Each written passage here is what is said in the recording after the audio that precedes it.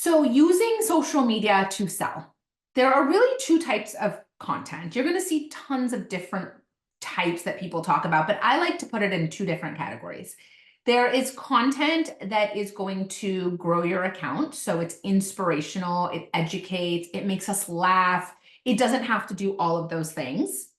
And the goal is to get follows, shares, and saves. Just want to keep it super simple for you guys. Okay. Then there's content that converts. It sells. Now, some content can satisfy both categories, but it is really good as we go into this training that you can wrap your head around the difference. Okay. I want to start by showing you guys examples because I think that's one of the best ways to learn. And then we're going to dive into actually how you do this yourself. Okay. So this is one of my clients here. And you're going to see this is an example of growth content. Melissa's account is barely a year old and she's grown significantly because she did a lot of growth content for quite a bit of time. So growth content, remember we said, let's go back here, it could educate, inspire, it can make us laugh. And so she does a ton of education. She will actually tell you, so here it's, okay, these are foods to eat daily. And in the post, she tells you foods that you could eat daily that mimic Ozempic, okay? Now, these are the type of posts that get saved quite a bit. And they bring her followers, okay? So it's very specific education content that grows her following.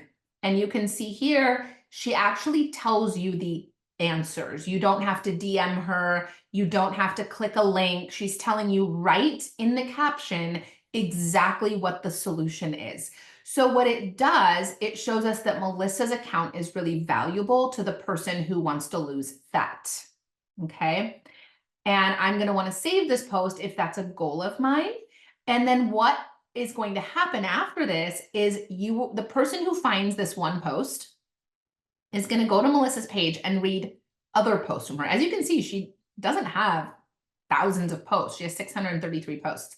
So the person is going to go to her page and look at her other posts. And if they find similar value in her other posts, so what's the value? It's fat loss. This is someone who's interested in fat loss. I'm going to go to her page and I'm going to look for other posts that are similar. And this, I want you to think about how you consume content on Instagram. In your brain, you're like, oh, wait a minute. This person keeps sharing a lot of valuable info. So I think I'm actually just going to go ahead and follow them now. Okay. A lot of times what we're seeing on social media today is very different than what we saw 10 years ago. 10 years ago, we were like, follow, follow, follow. I'm just going to follow everyone I like. That's not happening anymore. So that's why it's harder to grow your account, but it's not impossible. What a lot of us do first is we save. So we save a valuable post. We'll go and scope someone's entire page. And if there's additional content that is in line with the one that first intrigued us, then we're going to possibly choose to follow this person, okay? So that's why it's so important that your feed has consistency. If someone comes to Melissa's page and this post is about fat loss, and then I go to her other posts and they're about her cat or motherhood or her 9-to-5 job or her outfit, I may be reluctant to follow because I just really wanted the fat loss, okay? Not to say that we don't follow people who are more of influencers for a bunch of other different things, but if I'm coming for the fat loss, I'm going to want to see more of it. So she could still sprinkle about her family. She can still sprinkle about her fashion, but I want to see that what I'm interested in is prominent, okay? Okay, another example of a client who's grown significantly is, I think I showed her on the last call too. So she's got a really niche down following. And I want to show you guys a couple things that she does for growth content. So here she's educating. Again, education is really strong for growth. So to stop falling off the beam and rolling your ankles, if you are a gymnast, this would be very valuable information. You're like, yes, how do I stop falling off the beam? Or if you're a parent of a gymnast, which is a lot of her followers. And so you might want to save this post. Another thing she does that is super valuable if you're looking for growth is she introduces herself. So you'll see here, she starts talking about the gymnast rolling her ankle, which is exactly why the person's reading the post. And then she's like, hold off, let me introduce myself. I'm Brittany. And then she literally tags herself. Do you see that? That's a huge benefit to those who might want to follow her because they don't even have to read the whole post to get a feel for who she is. Okay. So that's another example of education, but also how she's giving herself an introduction at the top of the post. She's not making you read the entire post to find out who she is. Okay, and this is another client of mine. I wanted to share hers because she does a lot of really funny posts. I am not someone that I don't consider myself like a goofy, funny person. I just don't feel like I do a good job of it. So I don't do this kind of posting. It's definitely personal. So if you're someone that's like, I love humor, I have fun with humor, by all means, humor can grow your account, but humor needs to be in line with your overall brand, okay? So this is a great example. She's like, got a side salad instead of fries. Go ahead and put in a missing person report for my waist, okay?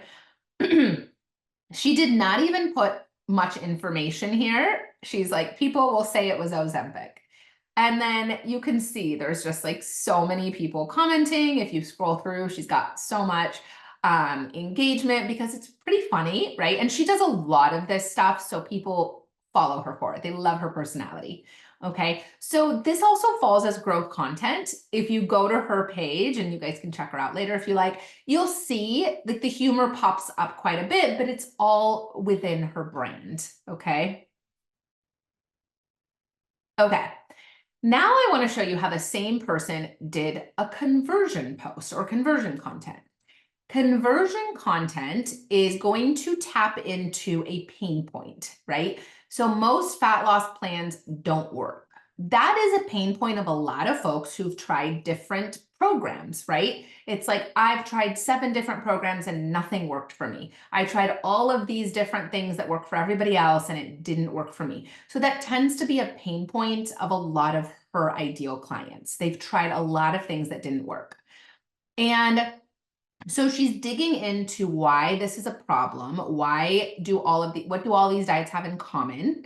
And she starts to say, okay, she switches to the you language here. You're so focused on the end goal that you waste brain power and will on it. Okay. I'm going to skip a little bit because I want to show you guys right here. My clients know exactly where they are headed. Her clients immediately registers in my brain that she coaches people to results. They have a result that is appealing to me.